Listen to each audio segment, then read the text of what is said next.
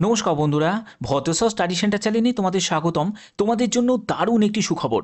দূষণ নিয়ন্ত্রণ পর্ষদের তরফ থেকে নতুন নিয়োগ বিজ্ঞপ্তি জারি হয়েছে, যেখানে তোমাদের বিভিন্ন পোস্টে নিয়োগ করা হচ্ছে এবং সবকটি পোস্টই কিন্তু পার্মানেন্ট পোস্ট। এখানে কোনো কন্ট্রাকচুয়াল চাকরিতে কিন্তু নিয়োগ করা হচ্ছে না, সম্পূর্ণ পার্মানেন্টভাবে নিয়োগ করা হচ্ছে।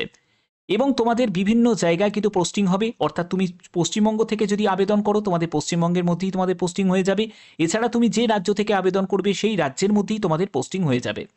এখানে তোমাদের বিভিন্ন পোস্ট আছে, যেমন ক্লারিক্যাল পোস্ট আছে, এমটিএস পোস্ট আছে, অ্যাসিস্ট্যান্ট পোস্ট আছে, যেখানে যোগ্যতাও বিভিন্ন, মাধ্যমিক, উচ্চ মাধ্যমিক বা গ্র্যাজুয়েশন, প্রত্যেক যোগ্যতার প্রার্থীদের জন্যই কিন্তু শূন্যপদ দেওয়া আছে। প্রত্যেকটি তথ্য সম্পূর্ণ অফিসিয়ালিভাবে তোমাদের কাছে তুলে ধরবো। এরকমই গুরুত্বপূর্ণ প্রতিনিয়ত আপডেট পাওয়ার জন্য অবশ্যই চ্যানেলটাকে সাবস্ক্রাইব করে রাখবে, বেল আইকনটাকে অল করে রাখবে। তোমরা কোন জেলা থেকে এই ভিডিওটা দেখছো এবং তোমাদের হাইয়েস্ট কোয়ালিফিকেশন কি, অবশ্যই সেটা কমেন্টে জানাবে।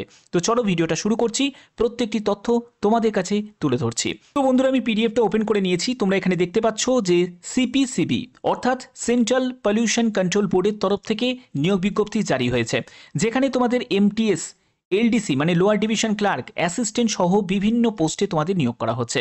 আগে দেখে নাও যে তোমাদের এখানে তোমাদের যোগ্যতা হিসাবে তোমাদের এজ কি প্রয়োজন। দেখো, তোমার সায়েন্টিস্ট বি পোস্টে যদি তুমি আবেদন করো তোমাদের এখানে 18 থেকে 35 বছর। আগে তোমাদের ক্লিয়ার করে দিই, যারা যারা এসসি এসটি ক্যান্ডিডেট আছো তারা বয়সে 5 বছর, এবং ওবিসি যারা ক্যান্ডিডেট আছো তারা বয়সে 3 বছর রিল্যাক্সেশন পেয়ে যাবে। তুমি যদি অ্যাসিস্ট্যান্ট ল অফিসারের জন্য আবেদন করো, এখানে আপ টু তোমাদের 30 বছরের মতো তোমাদের বয়স থাকছে, আপার এজ লিমিট। তারপরে দেখো, তুমি সিনিয়র টেকনিক্যাল সুপারভাইজার পোস্টের জন্য তোমাদের 18 থেকে 30 বছর, সিনিয়র সায়েন্টিফিক অ্যাসিস্ট্যান্টের জন্য 18 থেকে 30 বছর, টেকনিক্যাল সুপারভাইজারের জন্য 18 থেকে 30 বছর, অ্যাকাউন্টস অ্যাসিস্ট্যান্টের জন্য 18 থেকে 30 বছর, তারপরে হচ্ছে জুনিয়র ট্রান্সলেটারের জন্য 18 থেকে 30 বছর, তারপর সিনিয়র ড্রাফটসম্যানের জন্য 18 থেকে 30 বছর।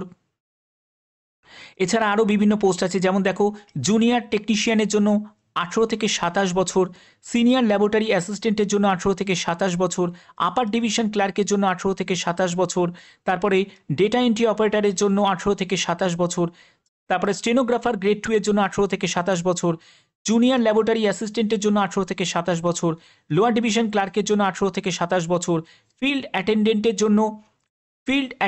জন্য হচ্ছে 18 থেকে 27 বছর, মাল্টিটাস্কিং স্টাফ এমটিএস এর জন্য 18 থেকে 27 বছর, এবং অ্যাসিস্ট্যান্ট পোস্টের জন্য 18 থেকে 30 বছর।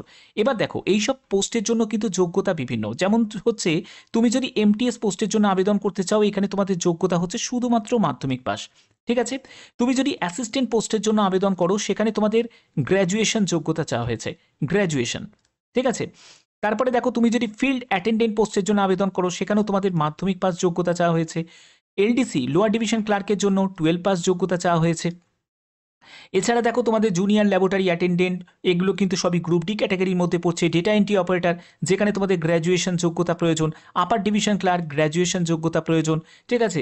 এছাড়া তোমাদের সিনিয়র ল্যাবরেটরি অ্যাসিস্ট্যান্ট, অ্যাকাউন্ট অ্যাসিস্ট্যান্টে তোমাদের বিকম পাস যোগ্যতা প্রয়োজন। ঠিক আছে। তো এই সব যে বিভিন্ন পোস্ট আছে, সেই সব পোস্টের নিরিখে তোমাদের যা যোগ্যতা, সেই যোগ্যতাতেই কিন্তু তুমি আবেদন করতে পারবে। ঠিক আছে। এখানে সিলেকশন প্রসেস কি আছে? সিলেকশন প্রসেস হচ্ছে তোমাদের রিটিন এক্সাম হবে, তারপরে তোমাদের স্কিল টেস্ট, টাইপিং টেস্ট হবে, এবং তোমাদের ইন্টারভিউ হবে। তবে ইন্টারভিউ কিন্তু কোন পোস্টের জন্য হবে? যেগুলো তোমাদের গ্রুপ বি লেভেলের পোস্ট, মানে হচ্ছে তুমি যদি এই পোস্টে আবেদন করো, এগুলো গ্রুপ বি লেভেলের। তারপরে সায়েন্টিস্ট বি, এইটা হলো গ্রুপ বি লেভেলে। এইসব যে আপার পোস্টগুলো যেগুলো আছে, সেখানে কিন্তু তোমাদের ইন্টারভিউ হবে। কিন্তু আদার্স যদি তুমি গ্রুপ সি বা গ্রুপ ডি লেভেলের পোস্টগুলোতে যদি অ্যাপ্লাই করো, সেখানে কিন্তু কোনো রকম ইন্টারভিউ হবে না, শুধুমাত্র রিটেন টেস্ট, স্কিল টেস্টের ভিত্তিতেই তোমাদের সিলেকশন করা হবে। তারপরে তোমাদের ডকুমেন্ট ভেরিফিকেশন হবে। ঠিক আছে। অ্যাপ্লিকেশন প্রসেসটা কি থাকছে? অ্যাপ্লিকেশন প্রসেসের জন্য তোমাদের সিপিসিবির অফিসিয়াল ওয়েবসাইটে ভিজিট করতে হবে। সেখান থেকে অ্যাপ্লাই অনলাইন বলে একটা সেকশন দেখতে পাবে, সেখান থেকে তোমাদের আবেদন করতে হবে। সেখানে তোমাদের রিক্রুটমেন্টে অপশানে তোমাকে ক্লিক করতে হবে, এবং কারেন্ট ওপেনিং, সেইখানে তোমাদের যখনই তুমি ক্লিক করবে, সেখান থেকে তুমি ভ্যাকেন্সি দেখতে পাবে। এবার দেখো, তোমাদের রেজিস্টার্ড এবং তোমাদের কমপ্লিট অ্যাপ্লিকেশন কমপ্লিট করার আগে অবশ্যই তোমাদের সম্পূর্ণ যেসব ডকুমেন্টসগুলো রেডি রাখতে হবে। কি কি লাগছে দেখো, এগুলো হচ্ছে পাসপোর্ট সাইজের ছবি লাগবে, সিগনেচার লাগবে, এগুলো কিন্তু সবই তোমাকে স্ক্যান করতে হবে। ওকে, স্ক্যান করে নিতে হবে। তারপরে এডুকেশন কোয়ালিফিকেশান, তোমার যদি এক্সপিরিয়েন্স থাকে তাহলে সেটা, যদি না থাকে কোনো প্রয়োজন নেই। তারপরে হচ্ছে ক্যাটাগরি সার্টিফিকেট, অর্থাৎ তুমি যদি এসসি, এসটি বা ওবিসি বা ইডাব্লিউএস বা পিডাব্লিউবিডি যদি ক্যাটাগরি থেকে বিলং করো অবশ্যই তার কিন্তু তোমার প্রুফ হিসাবে তোমার সেই সার্টিফিকেট প্রয়োজন হবে এবং সেটাকে তোমাকে স্ক্যান করে আপলোড করতে হবে। এগুলো করার পরে তুমি সাবমিট করতে পারবে এবং তোমাদের ফিউচার রেফারেন্সের জন্য তোমাকে প্রিন্ট আউট নিয়ে রেখে দিতে হবে।